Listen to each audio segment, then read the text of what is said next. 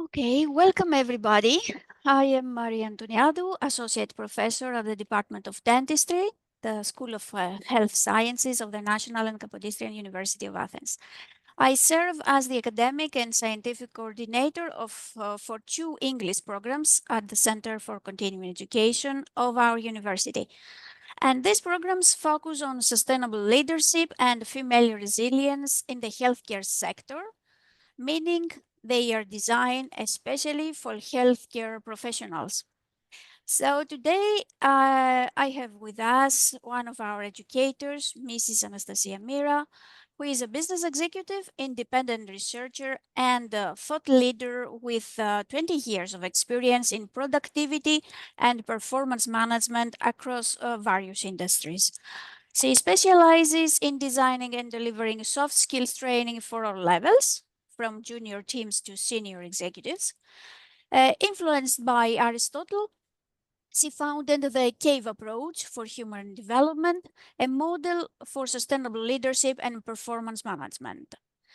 She also started the World Virtues for World Vitality movement, promoting global sustainable culture through the heritage of world civilizations. Owner of CAVE consulting firm, she offers training for sustainable leadership and advocates Aristotelian virtues as key to performance. She conducts workshops and speaks internationally on sustainable leadership.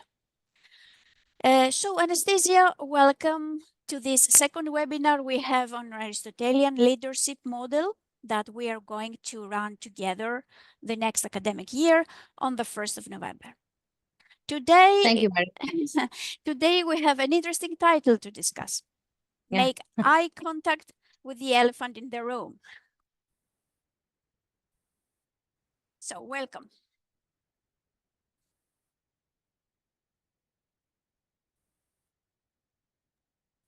I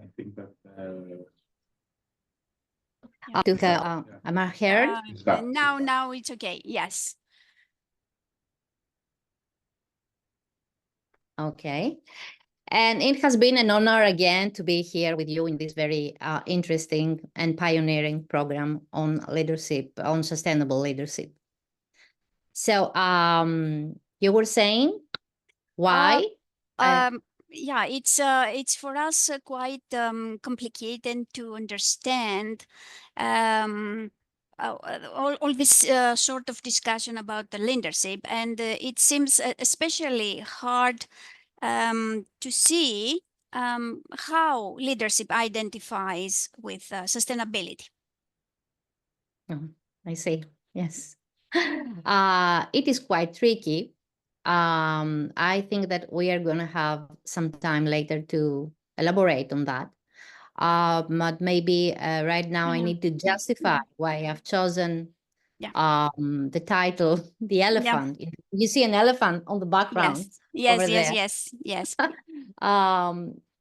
So why? Because ignorance and indifference are both the elephant in the room, in the sense that we pretend that they do not exist, that they are not here, and nobody talks about them. This is a major problem in the study and practice of sustainable leadership. Why? Because ignorance of what leadership is leads to indifference. And of course, indifference might be rooted to other causes, not only ignorance, but it is certain that unless we know what leadership is and how what is its value for us and how it can help us to achieve our contextual goals, specifically how it can help healthcare professionals attain their contextual goals, they don't have any interest to learn more about it or to develop the leadership skills, the so-called leadership skills. And so this is a major problem, because how can we help healthcare professionals develop something that they don't have any interest of it? And they don't have an interest of it because they don't really know what it is. Okay. I understand. So that's why you chosen the title, this title, I suppose. Yes, because it is an elephant. It is a huge issue we need to address at some point. Mhm. No matter how uncomfortable it might be, and we need to accept that we don't really know what leadership is. Okay.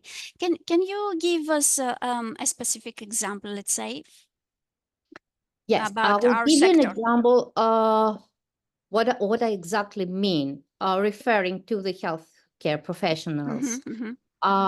Most doctors think that they are not leaders, and they don't see themselves as leaders.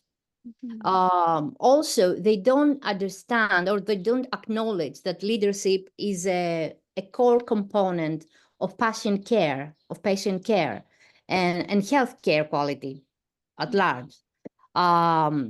So what I'm saying is that both of these perceptions that are very commonly met in healthcare organization rely on ignorance of what leadership is. And these are not my judgments or my feelings about what doctors feel about leadership and whether they're leaders or not. They come from studies. So if healthcare professionals don't see themselves as leaders and don't appreciate leadership, don't see the need to become leaders, then how is it possible that they develop leadership? Yeah. It's no. Yeah. If they don't have the interest, they will not participate in leadership development programs, the known as LTBs programs, like the ones that we deliver.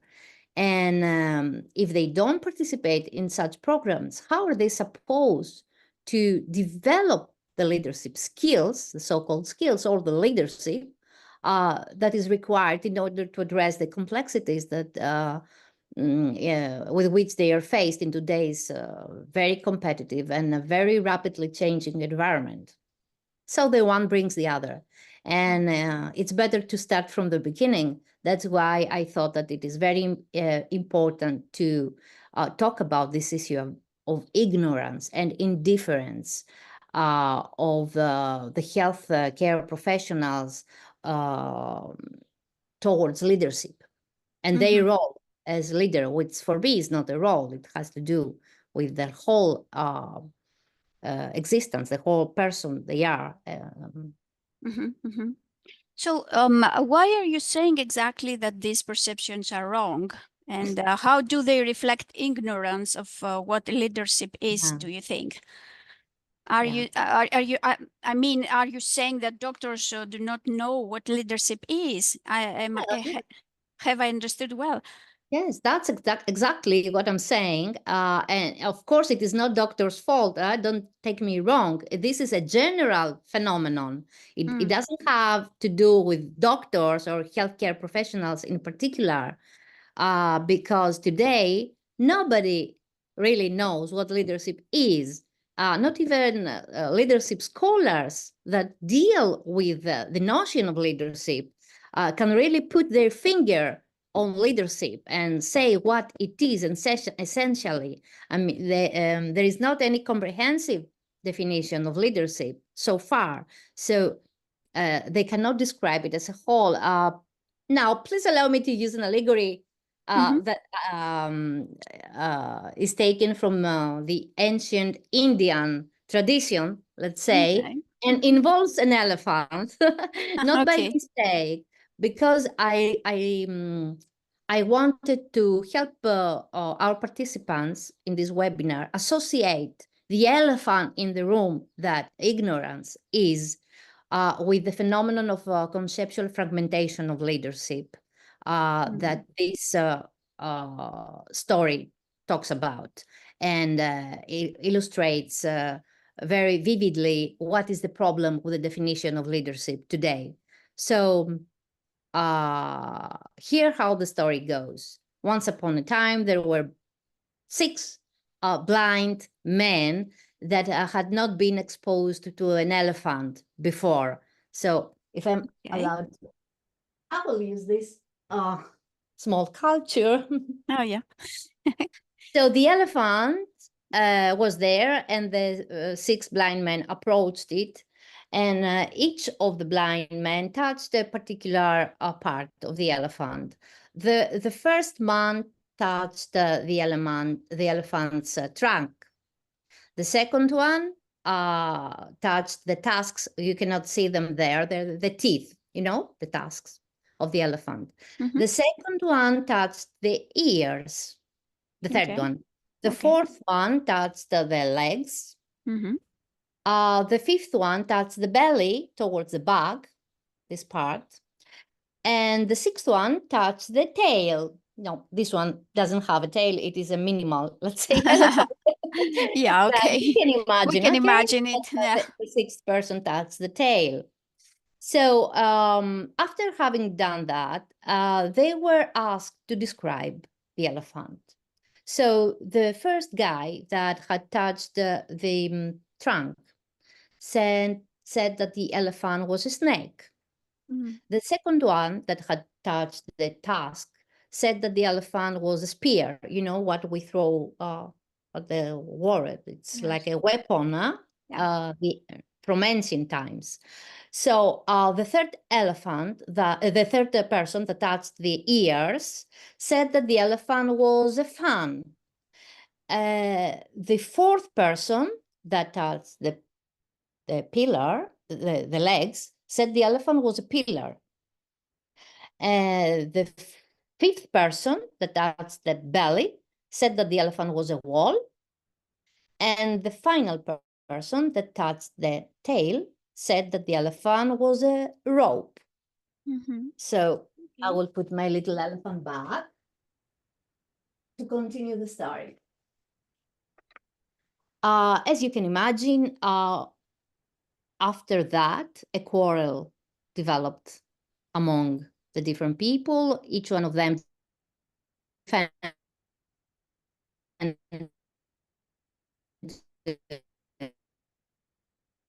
rigorously his option, but they were wrong. One aspect of the elephant and didn't really interact with the other aspects of the elephant. Just like of these blind men, we also have some information only of the totality that leadership is. And leadership has been developed and has been described in terms of leaders' quality, in terms of contextual goals, in many different ways. And that's why we meet so many different definitions about leadership. Mhm. All these definitions are accurate to the degree we are aware that they describe a part of what leadership is. And not in its whole. So we're still main topic: the leader, the process, the context, certain characteristics of the leader, and we define every time leadership in relation to the specific part of it that we deal with at a particular place and time, Mhm. at the particular examination context, let's say. But leadership is not only a skill, is not just a process, is not independent from the context. It's not independent from the person. We cannot have a leadership unless we have a leader. Leader and leadership are undivided, right? Yeah, that's true. So describing leadership independently from the leader is like giving only a partial aspect of what leadership is. If we describe it as a process and not as a characteristic of the leader, and do not include the leader in the description, then we're missing something. If we describe it in terms of particular skills or qualities of the leader, and we don't refer to the process, again, we are missing something. So leadership is not only about the leader, it's not only about the process, it's not only about skills, it's not only about the context, it's all of that. But what is it? We need to somehow define it so that to understand what is That it. is true. And this is what we are going to do in the program, because this program is to the extent that of my knowledge, okay, offers the only comprehensive definition of leadership and sustainability. Because, Okay. the same problem is met with sustainability, and the same problem is met with well-being, and the same Okay. problem is met with the healthcare quality. There are many, many different definitions of each one of them, all of which are accurate to the degree that we acknowledge that they describe only part of the whole. But there is not a comprehensive definition that equally applies to all situations and incorporates all other aspects and views. You understand that due to the conceptual fragmentation, which is a phenomenon widely met across all disciplines and characterizes all notions, it is very, very difficult to connect with well-being or with any other notion. What we prefer to do is take an aspect of leadership and link it to an aspect of sustainability or an aspect of healthcare quality. But so far we haven't been able to define all these notions comprehensively and to connect these notions, to link these notions comprehensively, not to understand what is the relationship of sustainability, the comprehensive notion of sustainability with leadership or with healthcare quality. Okay. And this is the reason why people are confused, because you see that in certain cases, certain characteristics of leadership promote certain aspects of sustainability or certain aspects of healthcare, while others do not. Or they promote them under X conditions, but they do not promote them under Y conditions. That is true. For example, I will give you an example from the healthcare environment. Often leadership is defined in terms of particular skills, such as empathy, for example. Is a relatively new skill that characterizes the new leadership era in healthcare. We always discuss about it, yes.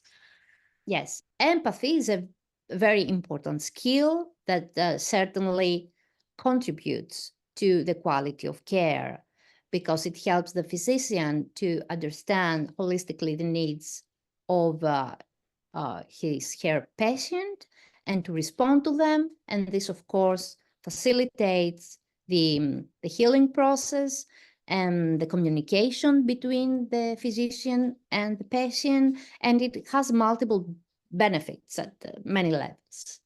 Nevertheless, empathy is a skill that needs to be expressed or under specific conditions.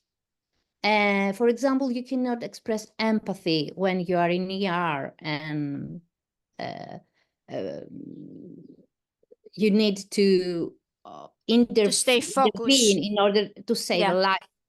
To stay focused and this is an extreme example, but I just use it in order to make the point. Even empathy needs to be applied under specific conditions in order to promote and serve healthcare quality.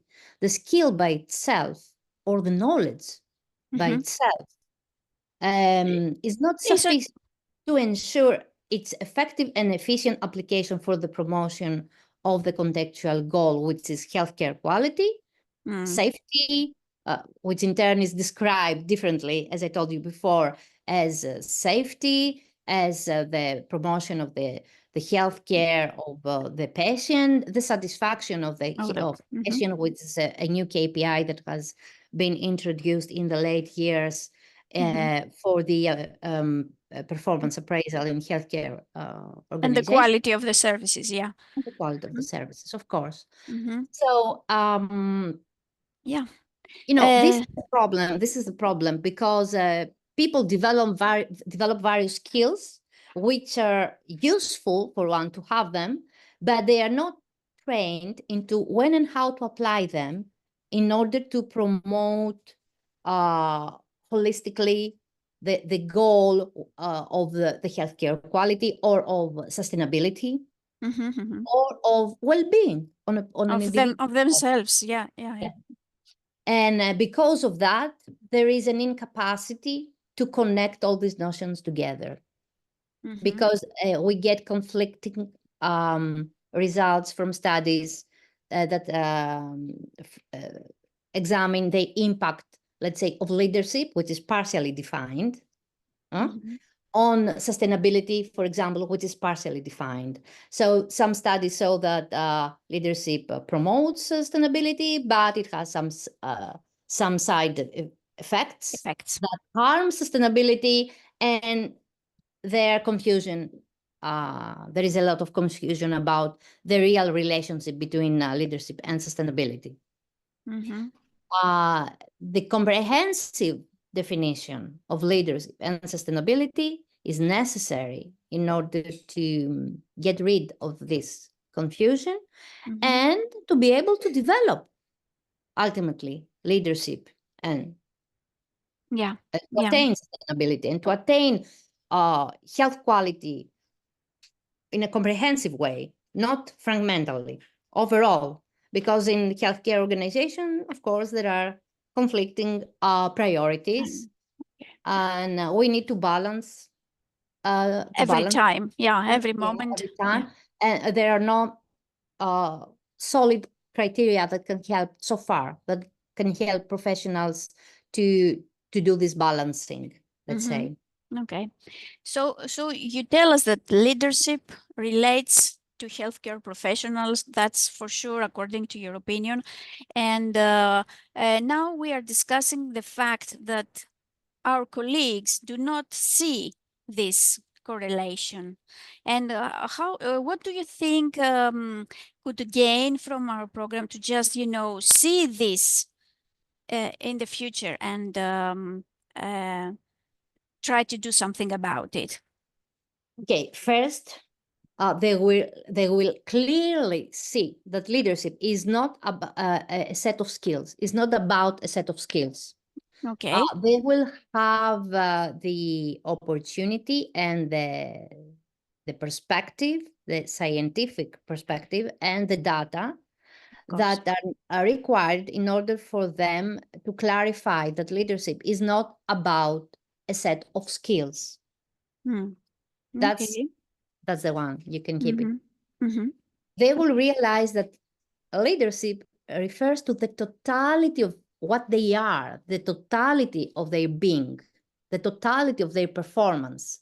So it is a state of what they are.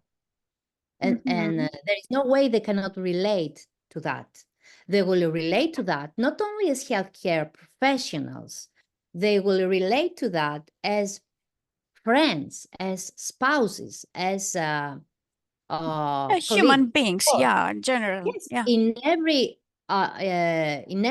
way and in every role they might have been in, they might have in their life, and in every interaction they have with other systems, human systems, or even material systems, neighboring systems in their environment.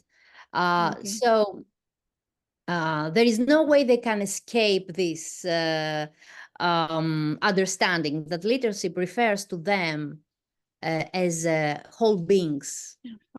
And there is nothing more important than that. Okay, yeah. And possibly due to it, they gain, they make sustainable choices in their everyday life, professional life, personal life.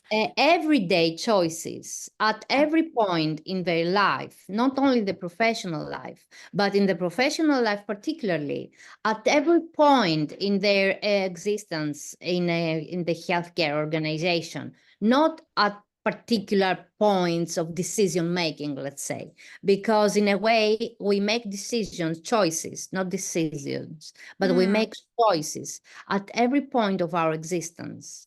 Yeah. Okay. So you're saying that leadership is linked to our sustainability as persons and professionals. Isn't that so? Exactly, exactly. In the cave model,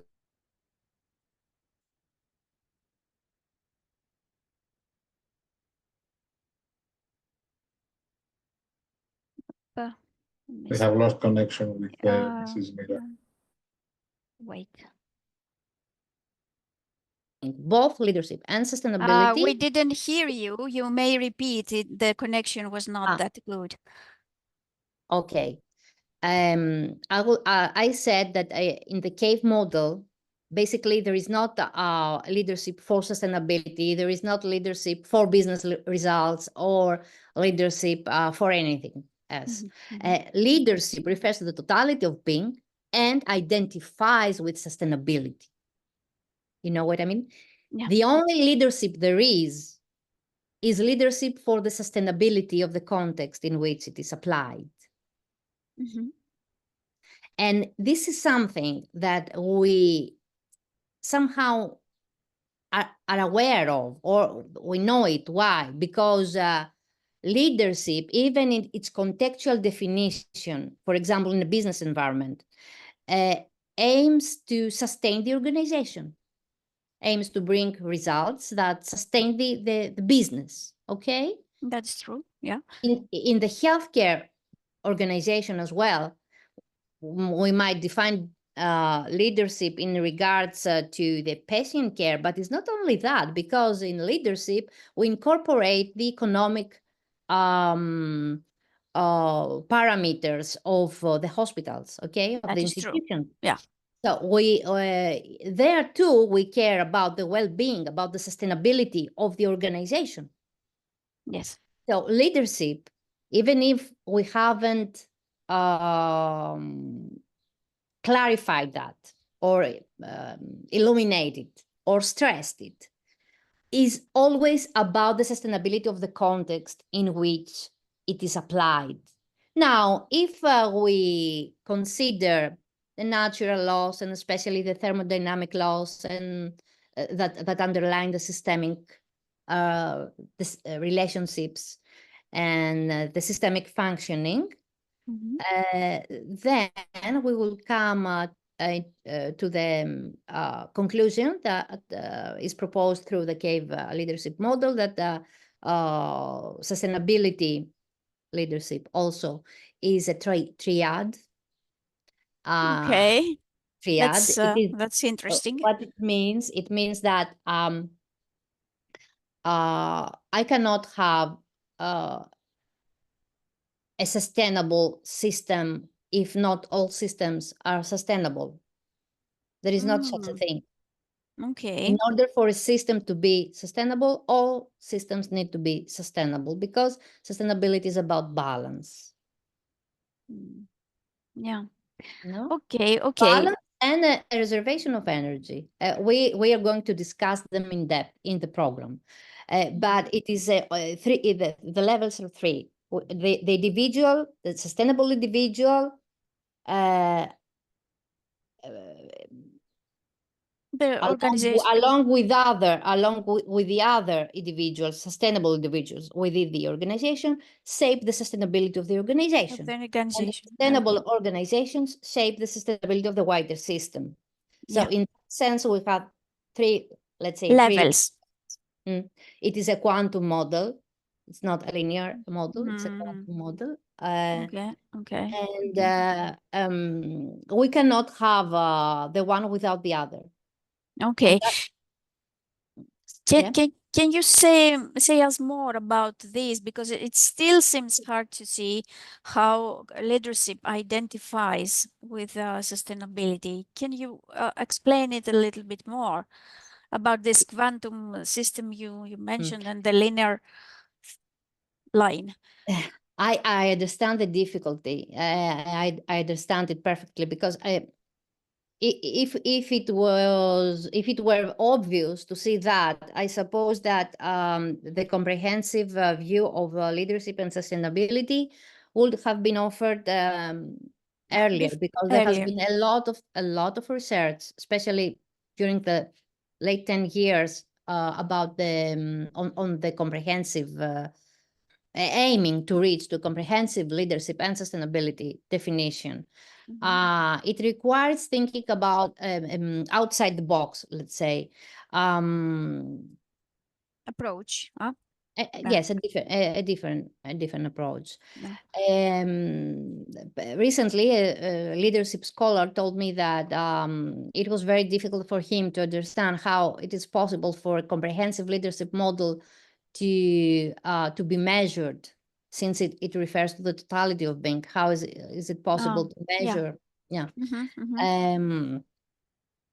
So I know it is very hard. The reason we have difficulty to grasp this new comprehensive view is that we are accustomed to think linearly in terms of cause and effects. Unfortunately, a linear thinking cannot address the complex the complexities that underlie the relationships between systems and between elements in reality.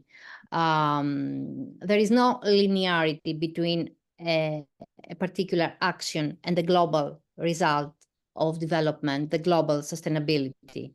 There is no linearity in that. There is no, it is impossible to predict how a particular action, a practice, a particular practice, let's say, can affect sustainability in the future in a way that is rational and handy and useful. Okay. Yeah, and practical. Yeah. So there is no linearity. It is impossible to predict sustainability through isolated actions we take at this moment. How can we tackle that? We have introduced this system thinking. We have introduced it, but still, we define leadership linearly. What I mean, we say that we'll try to attain an SDG, which is a part of sustainability, through a particular practice. Yes, we can do that, but we forget about the multiple dynamics that there are in between. There is not linearity in that. You cannot predict 100%. Yeah. That is the point. Yes, I understand. There is some predictability as a possibility, a statistical, let's say, predictability. But this is not very helpful in order for us to know exactly how to function or what to do in order to attain sustainability. It is just a number. It doesn't tell us what to do.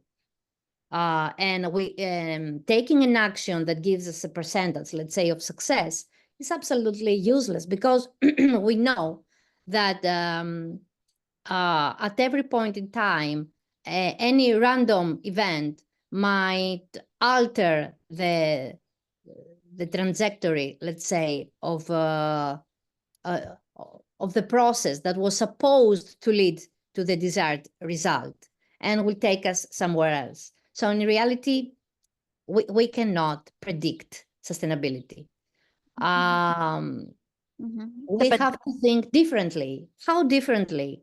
We have to see how systems work, and we have to draw some general rules that define the balance of the systems. And the thermodynamics is a realm of physics that is very helpful for us to to draw some universal, let's say, principles that can apply everywhere. And then based on these principles, we can develop frameworks, theoretical frameworks, that can give directions to people in how to make choices that meet the prerequisites that stem from the sustainability law, let's say, which sustainability laws rely on thermodynamics.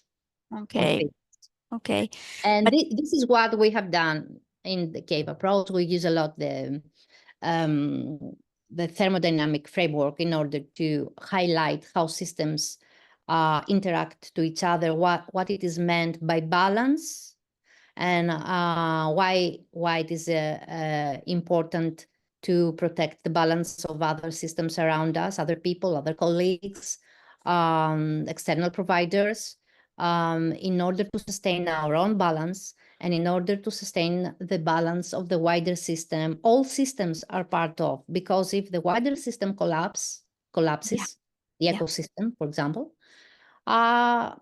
we have no way to respond to that. We will go down the drain too. So here you see how prevention is very important and why it's very important, as in health, because health, as I told you, is a holistic, again, system.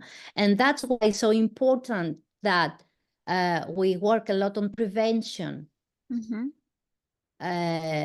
Because once the balance is disrupted, it's very difficult to return again to the homeostasis, exactly. And it takes more energy, which is not sustainable at all, because we have to reserve energy. Sustainability requires reservation of energy. And we might have no actual result, because it might be too late. If the system is very disturbed, you cannot bring it back to the sustainable balance. You cannot make it healthy again. So prevention in sustainability, as in health, is very important. And what we try to do in this program is to offer people the opportunity to acquire certain criteria, so that to be able to meet sustainable balance at every context. These are universal criteria relying on, as I told you, natural laws and how systems function in real life. So to prevent, to the degree we can still do it, because we are already very away from the equilibrium point when it comes to sustainability of the system. We have a lot of work in front of us, that's for sure. But okay, we say it's not too late. But if we thought otherwise, then we wouldn't be here today. We try for the best, and the best is to help people become leaders, true leaders, because there is only one kind of leadership and no other. It is leadership for sustainability. Okay. So you think we can control actually sustainability? Of course. Of course we can control sustainability. As I told you, we wouldn't be here today. We can control it, but not in the way that we are accustomed to, not linearly. We have to develop a systems thinking, which is very popular today in the management of change, in the management of leadership. Today we all use systemic approaches. Systemic approach, yes. So we just need the additional component of the global effort that takes place right now in the realm of leadership and sustainability, is that this program offers the systemic rules, let's say the fundamental systemic rules that rely on natural laws. And once these are learned and the appropriate framework, developmental framework is offered, people will be able to develop leadership. Okay. Okay. So are you saying that actually the healthcare professionals, by applying these laws in everyday, let's say, practice, they serve sustainability?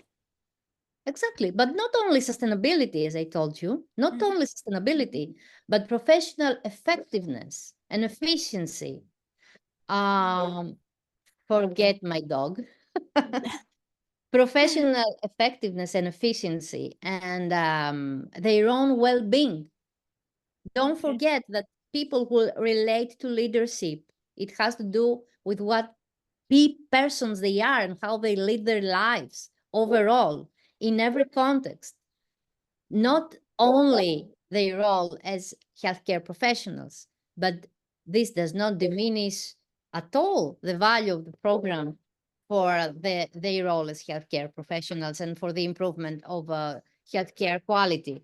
Quite the opposite. Quite the opposite, I would say. Yes, yes, that's for sure. What I'm saying is that they will acquire an approach and a way of thinking, and they will acquire the tools and the mindset and the knowledge, of course, to make choices in their professional environment that promote healthcare quality while at the same time, simultaneously, without having to do anything additional to that, they promote their own well-being, they promote efficiency, effectiveness of the organization, the sustainability of the organization. Productivity, yeah, all. Everything. That's why I'm saying that it is a theory for all. Okay, It's okay. a theory for all. But if this is so easy as you make it seem, how come we don't see already the need for all this educational approach, or maybe the gap in between the way our approaches, let's say? Okay, that's a nice question, and it has to do with the phenomenon that is known as Dunning-Kruger effect. It is a phenomenon known as in psychology. There is a story behind that, a funny story, let's say, behind. If you want me, I can share it with you. Yeah, of course. Okay. In 1995, there was a guy that decided to rob 2 banks. Since he didn't wear a mask, his face was caught by the surveillance systems, and the police that selected the videos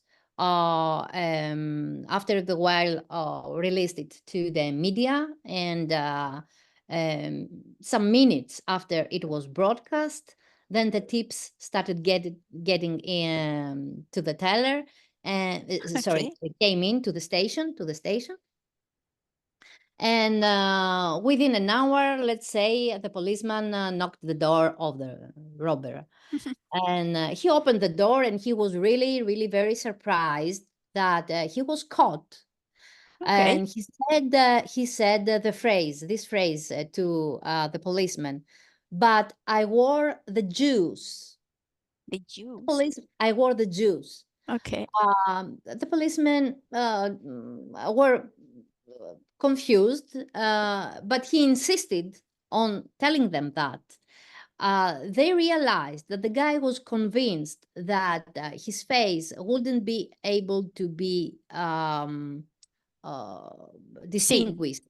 Seen, yes, because he had applied lemon juice on his face, and he had the impression, the conviction that since lemon juice could be used as how do you say it, the invisible ink, it would also make him invisible. let's say, his face. Okay. Actually, he had tested it out before the robberies, and after he had put the juice on his face, he took some photos with a Polaroid, some screenshots with a Polaroid camera. And probably because he had juice on his eyes, he couldn't see his face on the pictures. Okay. So he verified, let's say, that the juice had done its job, and his face couldn't be seen.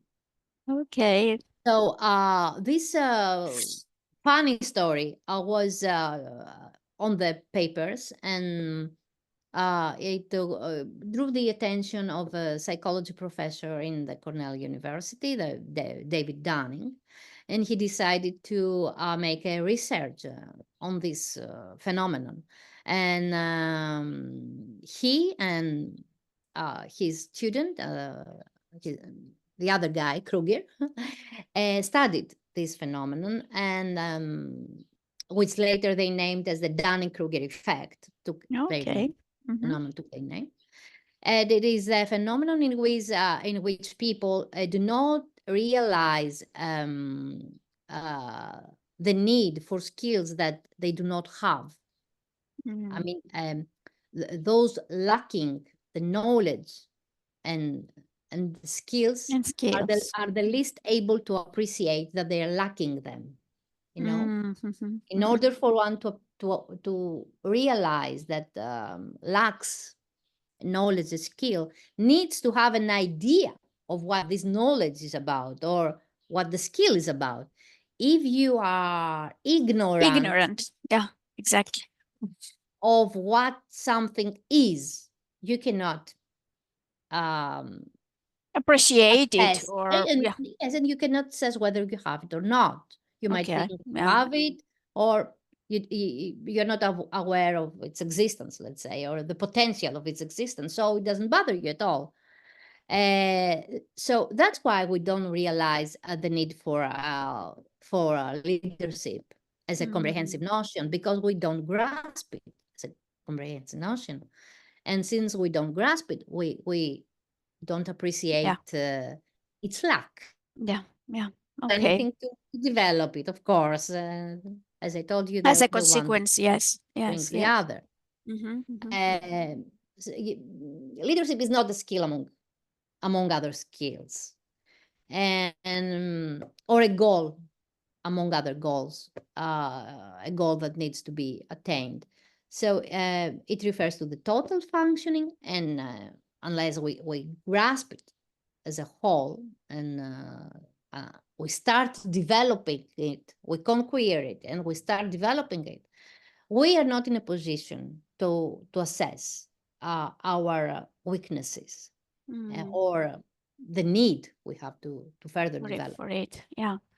But if leadership is about totality of being, as you said, is it possible actually to develop it somehow? Of course. Okay. Of course it is. Listen, before answering to this question, because it is under my tongue to tell you how to develop comprehensive leadership, but let's see how we develop leadership today. Based on the traditional views. Okay, what do? We attend programs, we attend leadership programs, and although there is not any concrete evidence about the impact they have on patient care and healthcare quality, we have indications that these programs have positive impact upon the development of leadership skills. So you attend the leadership program and you see there is a positive impact upon a relevant leadership skill. Nevertheless, very few studies today offer evidence that proves that so far leadership training has a positive impact on patient care or healthcare quality as a whole. Yeah. So we don't have any evidence that proves that training, as we know today, or leadership, as we know today, is sufficient. On the contrary, we have a lot of evidence that more leadership programs need to be developed, more theories, and certainly that there is a need for a comprehensive leadership theory.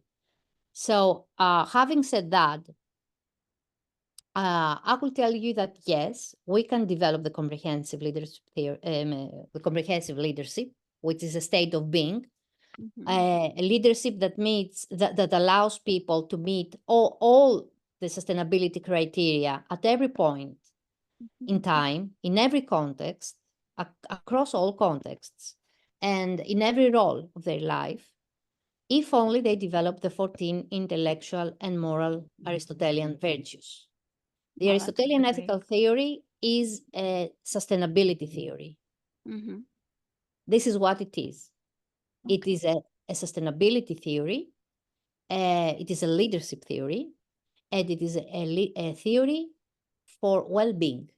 And all these three refer to the exact same thing and no other. Mm-hmm. So developing the virtues, which is something that, I mean, the relationship of the virtues with the laws, the natural laws that underline the relationship between systems and based on which sustainability and balance is defined, is thoroughly discussed in the program.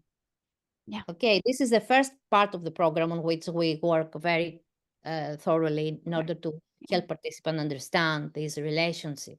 It's not an arbitrary conclusion or assumption that we make to connect the virtues with sustainability or leadership. So we are going to explore all the knowledge aspects of Aristotelian, of leadership and sustainability, and then later we'll see why the virtues offer the fundamental capabilities for leadership and sustainability. Not the vice versa. We will not connect virtues to sustainability. Virtues will come naturally. In the end, the examination of these notions as the solution that answers to all the problems that are met in the study and practice of leadership and sustainability leadership so far. So yes, there is not, of course, evidence, as there is not evidence for traditional leadership models so far about the impact of virtues on healthcare quality, but there are many other studies that head towards supporting, that offer support of this view. And these are going to be discussed as well in the program. I hope that we have the opportunity in the future to run a research study on an organization, a multi-year study. We're going to design it, to see the impact, of the virtues development on leadership, well-being of the healthcare professionals, and of course the results of the whole organization and the social impact, the impact of the organization on society. Yeah, that would be great. Among all the others work we have done for this program, and especially you, that you have studied so much, all the evidence that we have on these matters that we are discussing now. So yeah, I would like very much to thank you. But before we close, I would like to let's sum up again the basic points of our discussion today, and put also a practical base for what we can offer out of this approach of ours. What I would like people to remember is that we are all potential leaders. The first one is this. The second one is that we need to work in order to become leaders. Leadership is not about specific results. Leadership is about the sustainability of ourselves, sustainability of any context in which we exist, and the wider context of humanity and the ecosystem. So it is a very serious job we have to do. Maybe it is the most serious job we can do in this life. And there is a way to become leaders. As we will discuss in the program, this is something that we haven't discussed here but it is inferred since this program relies on Aristotelian ethical theory. Leadership is about ethics. Ethics. Yeah, it has a very strong It couldn't moral be otherwise. component, exactly, which is something also widely accepted today. The impact of ethics. values and morality on results and on sustainability. And this program incorporates all the partial aspects and the views of leadership and sustainability in a single model, offering a unique, comprehensive definition and practice for leadership and sustainability. I don't think that we say anything more. If you feel again hesitant, I'm talking to the to our participants. Just consider that maybe it is because you're not aware of what leadership is and how important it is for your own happiness, success, but also for in order for you to serve your role as a citizen of this world, or your role as a parent, as a friend, on your social life, you will have the chance to appreciate and to develop your leadership if you join us. Yeah. So yeah. we are Great. expecting all to our program. Great. And make this a joint effort today, because as I said, in our last webinar, the previous webinar, sustainability is an inclusive process. We need all the contribution of all. We need the leadership of all in this. Yeah. And nobody can bring any result if works alone. Yeah. We need all. We are a system, a common system. We participate in this system, so all parts of this system. We shape it. Yes, that's very nice that you said. We shape it in its totality, and we shape it with our own totality, not with isolated actions. Okay. With every breath we take.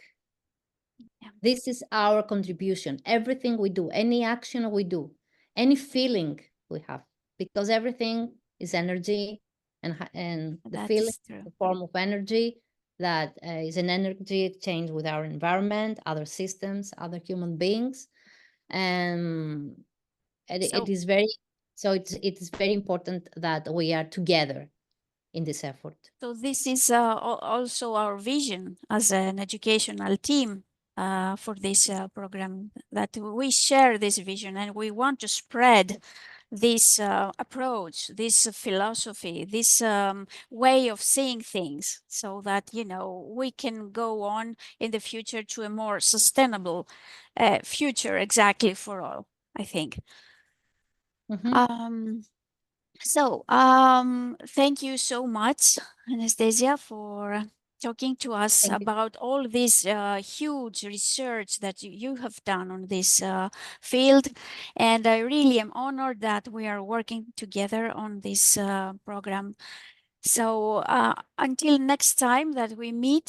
I am honored, Maria, for trusting me and for embracing my of course, contribution and the opportunity you are giving to open it to the world. Thank you very much. So we are very grateful to all of you hearing us now, or maybe later when this video is uploaded on YouTube. And if any questions or more information you need, we will share all the contact details and later on, so you can send us your comments and keep in touch. Have a nice summer, everybody, and we will meet again on September. Have a nice summer. Bye-bye. Thank you.